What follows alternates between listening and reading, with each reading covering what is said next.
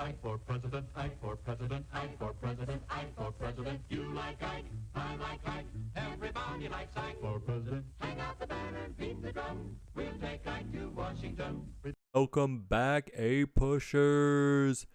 You like Ike, I like Ike, everyone likes Ike for president. And he was president from 1952 to 1960. Welcome back, everyone. This is Mr. B History with another Mr. B History, your source for all your A-Push knowledge and notes. In this case, we're talking about President Eisenhower. That's right, President Eisenhower during the 1950s. Them 1950s. Is it about consensus? Is it about conformity? Is it about everyone being the same? This should give you hints of what happened in another post-war period after World War II. During the 1950s, we also have the modern civil rights movement, which we'll talk about in this episode. But there you have it. Let's get straight into it because these are kind of big notes this time. We're going to do all of chapter 27 in one go. So here we go. By the way, the quote up at the top is from Bombers, the Board of Education of Topeka, Kansas, 1954, Supreme Court case that reversed separate but equal. Let's go. All right. Eisenhower takes command. Former General Dwight D. Eisenhower. I like Ike was his campaign slogan. He's a former general, dominated the 1950s. In the election of 1952, Richard Nixon was chosen as his... Eisenhower was a moderate Republican. Richard Nixon was more conservative, a real communist hunter. And so Richard Nixon was chosen as the VP.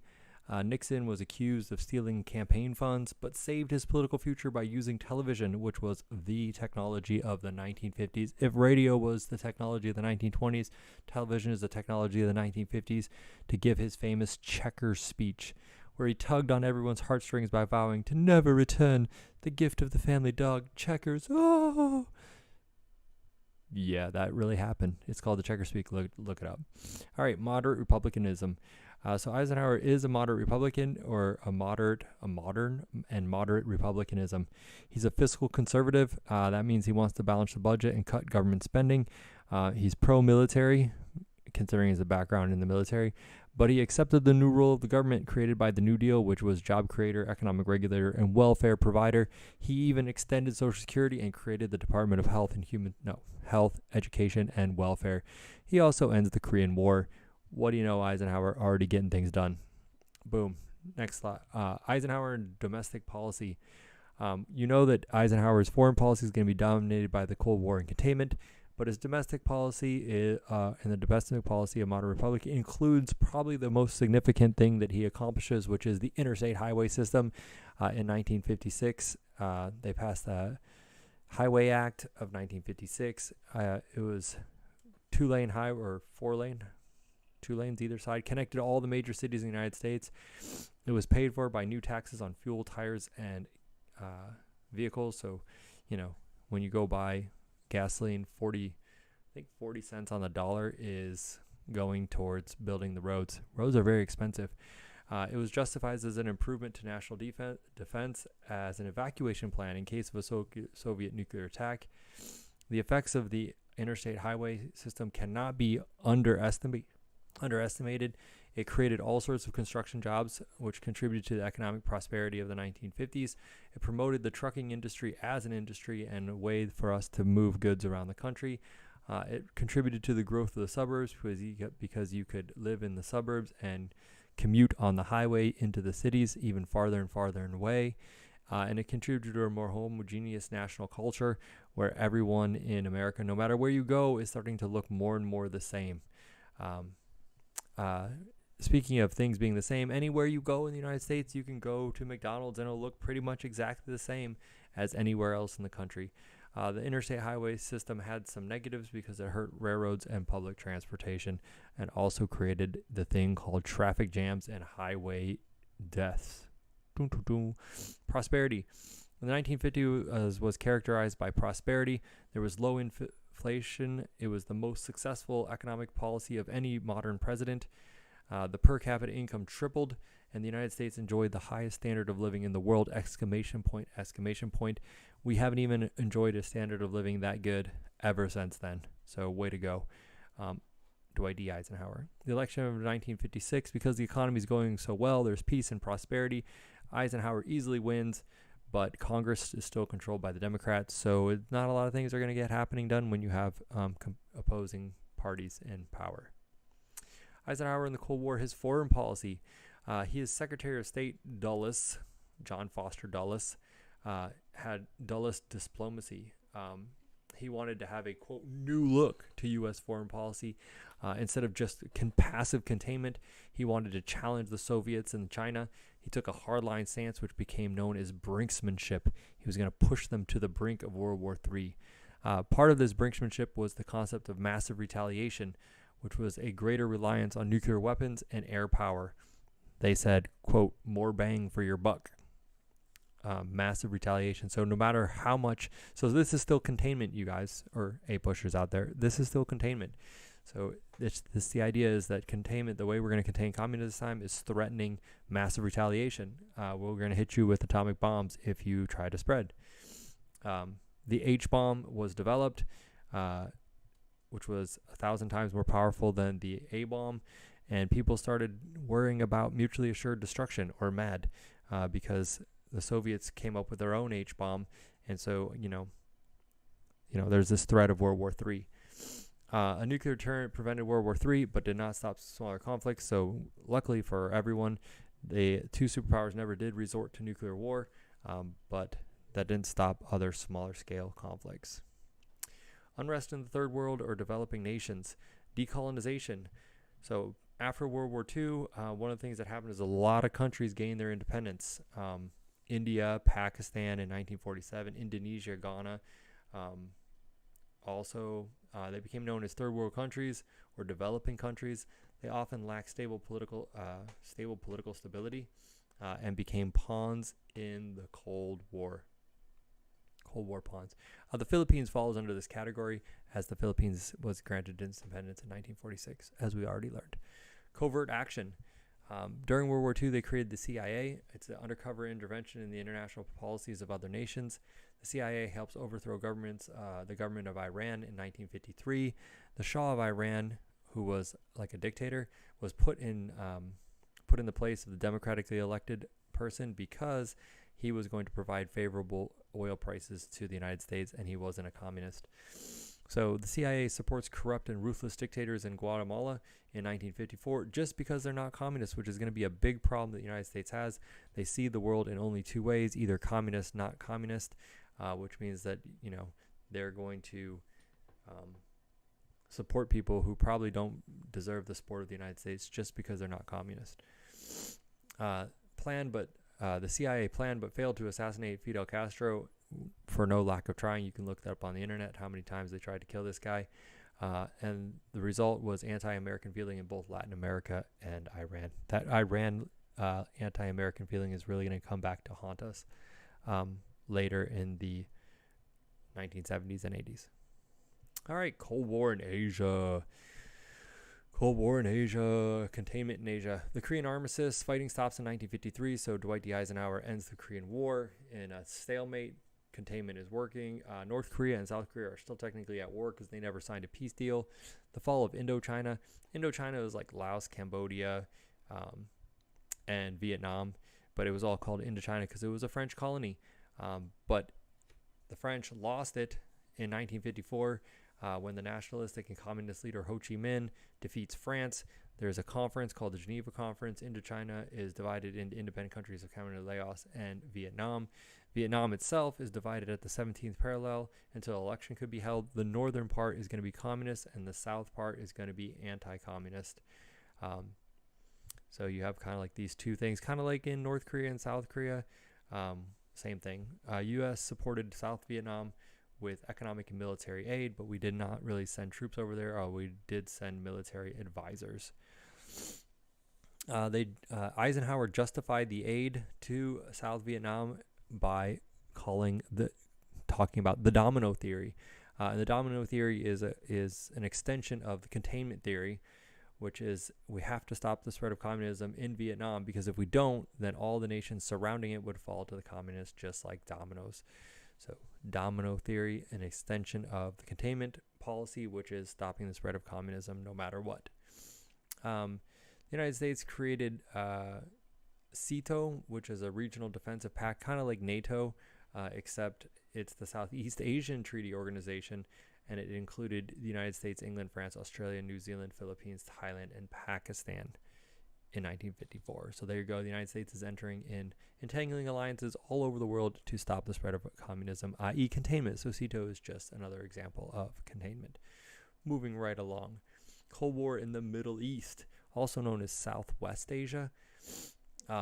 This is going to be very, very tricky for the United States, and Southwest Asia or the Middle East is going to give us lots and lots of problems even to this very day, because what the United States is trying to do is balance friendly ties with the oil-rich Arab nations while supporting the new Jewish country of Israel, which was created in 1948 by the UN in a place called Palestine territory, which belonged to the Palestinian Arabs.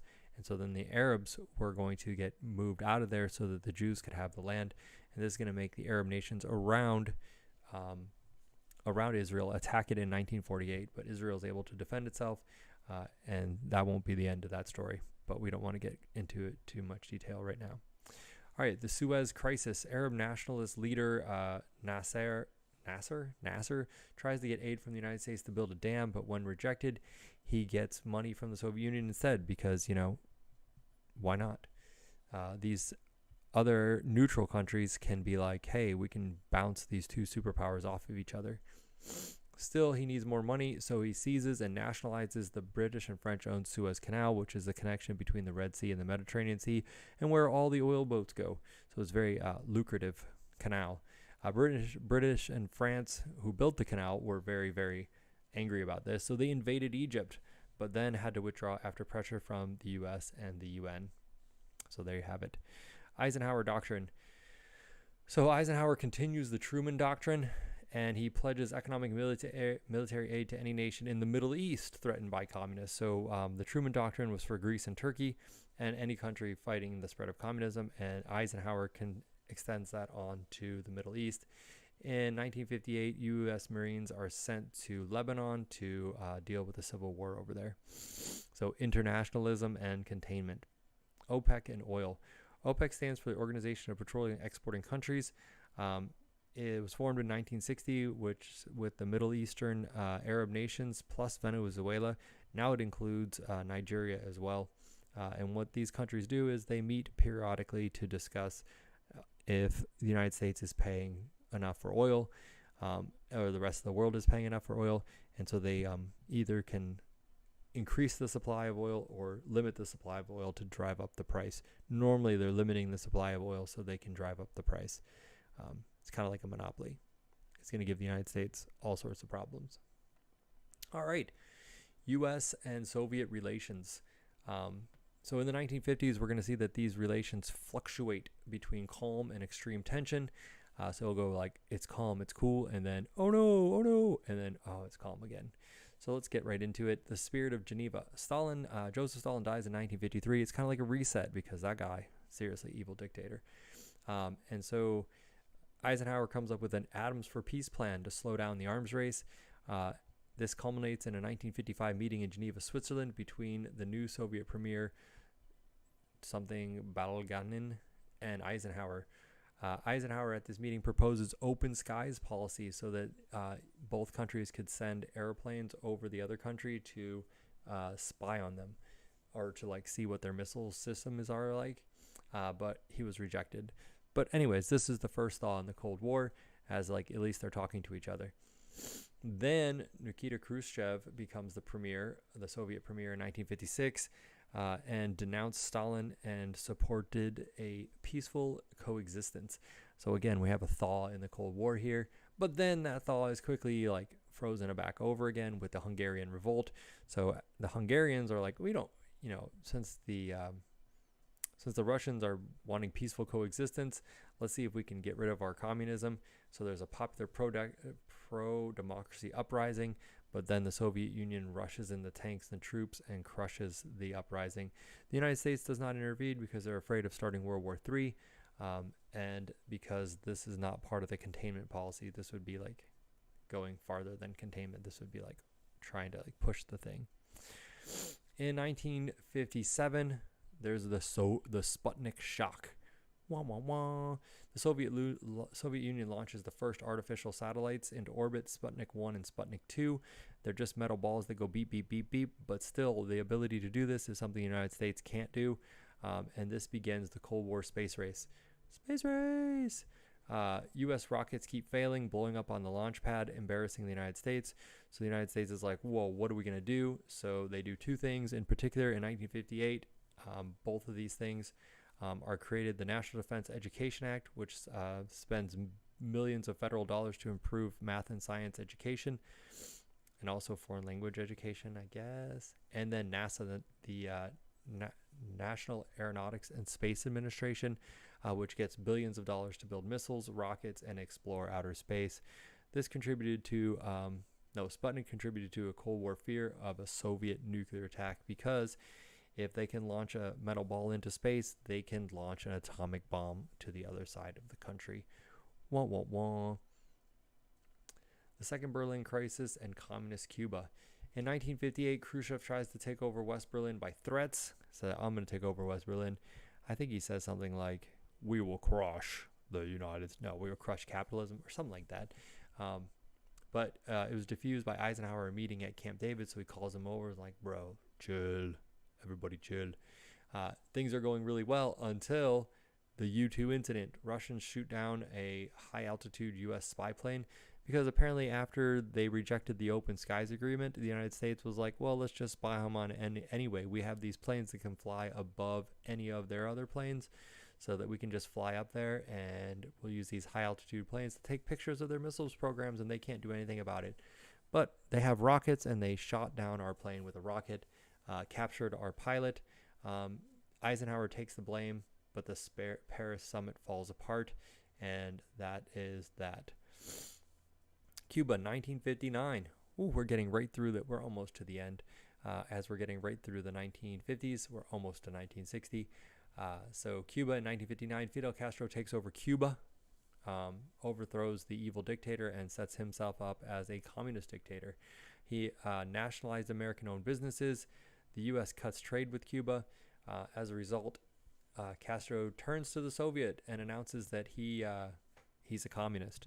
Wah, wah, wah. Eisenhower then authorizes the CIA to train anti-communist Cuban exiles to retake Cuba, which we're going to find out later happens in the 1960s, not under Eisenhower, but under Kennedy. It's going to be a big failure. All right. Eisenhower's legacy. So we made it all the way through Eisenhower's whole presidency. It was, as you can see, kind of eventful, but kind of also not eventful at the same time. It was really fluctuating between very calm and then very, very tense. So his legacy, he claimed credit for stopping the spread of communism, containment, without the loss of American lives in combat, started the process of relaxing tensions with the Soviet Union. And he warned in his farewell address about the military-industrial complex, which was the effects of the arms race on a U.S. society. So it's the link between the arms race, heavy industry, and the government-funded research and development.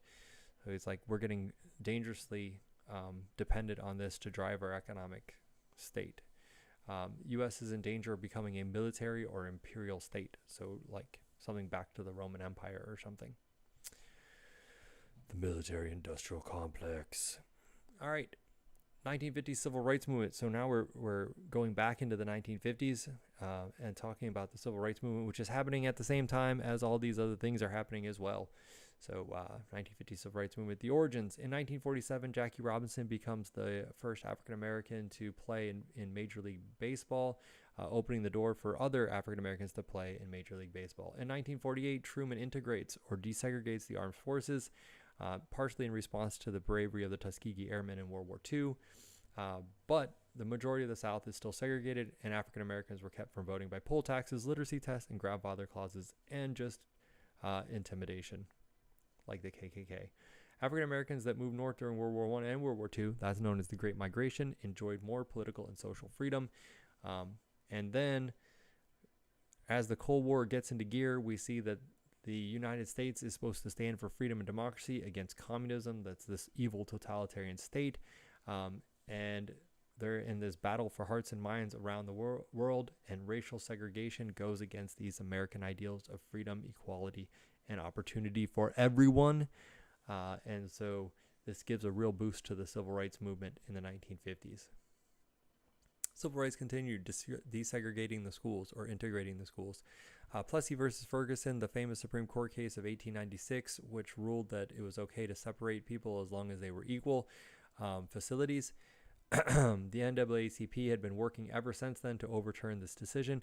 And finally, in 1954, in the famous Supreme Court case Brown versus the Board of Education of Topeka, Thurgood Marshall, the NAACP lawyer, argued that segregation was against the 14th Amendment, and the court agreed and said, quote, separate is inherently unequal, and that all school segregation should end, quote, with all deliberate speed. So how fast is that? They didn't really say, but they said as soon as possible.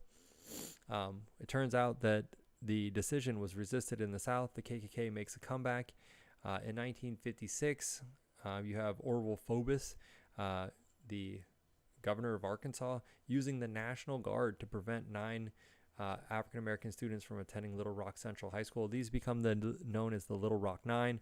Eisenhower had to send federal troops to escort the students to class each day just so they could go to school. Those are the days when you're, getting escorted to school by the Army. Nowadays, kids just want to skip class, but not you guys because you're A-pushers. Let's go. Civil rights movements continued. Montgomery Bus Boycott, 1955. So right on the heels of this Supreme Court victory, Rosa Parks refuses to give up her seat on the bus. She's arrested, and her arrest triggers the Montgomery Bus Boycott. A boycott is when you refuse to purchase something as a way of a nonviolent protest. MLK, also known as Martin Luther King Jr., organized a year-long boycott of the bus system until they end segregation. It is a success, and the Supreme Court rules that segregated buses are unconstitutional, and that you should be able to sit wherever you want on the bus. Federal laws. Eisenhower did manage to get 2 federal laws passed, the Civil Rights Laws or Acts of 1959 and 1960. They were modest in scope and created the Civil Rights Commission and gave the Justice Department more power to protect black voters, but they were limited success here. Nonviolent protests. So, Southern Christian Leadership Conference, the SCLC, in 1957. It was created by Martin Luther King Jr. It organized church leaders to support nonviolent protests to get civil rights. This is his protest organization. The sit-in movement, not related to the Southern Christian Leadership Conference. The sit-in movement was founded by college students in 1960. They started a movement by sitting at a segregated lunch counter until they were served or got arrested. They created a student group called the Student Nonviolent Coordinating Committee to organize and spread this type of protest to end segregation. So go young people. Immigration. U.S. dropped bans on Chinese. So remember in 1882, the Chinese Exclusion Act of 1882, finally they get rid of that thing in the 1950s, and it eliminated race as a barrier to naturalization. But quota laws were still in place until the Immigration Act of 1965. That's during Lyndon Baines Johnson's presidency. And then you have the interestingly named Operation Wetback. Sounds kind of racist. Maybe it's not racist. What is this? Derogatory, which forces 3.8 million undocumented Mexican immigrants to return to Mexico, and Mexican Americans or undocumented people in the United States face discrimination and exploitation on the farms in the Southwest. All right. Popular culture in the 1950s. We're heading towards the longest episode that we've ever had, but we're going to make it through. Popular culture in the 1950s, consensus, agreement, and conformity. Conformity means being the same. Similarities in social norms of white suburbanites. It's a consumer-driven mass economy. There's television and advertising. TV is the center of life. They only have 3 channels, but they play situation comedies, westerns, quiz shows, and professional sports. Someone calls it the vast wasteland. Name brands develop, shopping centers develop, credit cards are invented, like a real plastic credit card where you like buy now, pay later. Fast food chain restaurants, also known as franchises. paperbacks and records. Paperbacks are cheap books because they have paperbacks, and so reading was still very popular in the 1950s, even though TV is also very popular. And then LPs, which stands for long play, 45 RPM records. And then in the 1950s, you have a new type of music. It's African American rhythm and blues with white country music. Just like in the 1920s, they had jazz. In the 1950s, they have rock and roll music. And probably the most famous rock and roll person in the 1950s is Elvis Presley. He ain't nothing but a hound dog, if you know what I mean. Popular culture in the 1950s, conformity. Corporate America. Large corporations, conglomerates dominated key industries, shift to a post-industrial economy where there's more white-collar workers than blue-collar workers. The Organization Man of 1956 criticizes the conformity and loss of individuality in the business world. The AFL, the American Federation of Labor, merges with the CIO to create a giant national union called the AFL-CIO. Organized religion expands greatly post-World War II. There's also new religious tolerance, but a lot of people are going to church on Sundays. Women's roles. Homemaking is a full-time job. A lot of mothers, because of the baby boom, a lot of mothers. This is reaffirmed by the best-selling childcare book, quote, Baby and Childcare by Dr. Benjamin Spock. Some women show dissatisfaction with growing, especially among educated middle-class women. Social critics. We're getting very to the end, I promise. Social critics. The Lonely Crowd by D. Reisman criticizes conformists. The Affluent Society by J. Galbraith wrote about the failure of the rich to spread their wealth for the common good. White Collar by C. Mills portrayed corporate business as dehumanizing. And then The Catcher in the Rye by J.D. Salinger, commentary on phoniness and conformity, and it got banned because it was a bad book. But it's not banned anymore. Beatniks. The Beatniks were a group of rebellious writers and intellectuals. They were known as the Beat Generation of the 1950s. Some of the most famous ones were Jack Kerouac with his novel On the Road in 1957, and poet Allen Ginsberg's Howl, which was a poem in 1956. They advocated spontaneity, use of drugs, and rebellion against social norms. So, spontaneity, drugs, and social norms. Beatniks. All right, and we're going to exit our show today with a little sample of Chuck Berry, a rock and roll legend. So enjoy this short little outro. Just let me hear some of that rock and roll.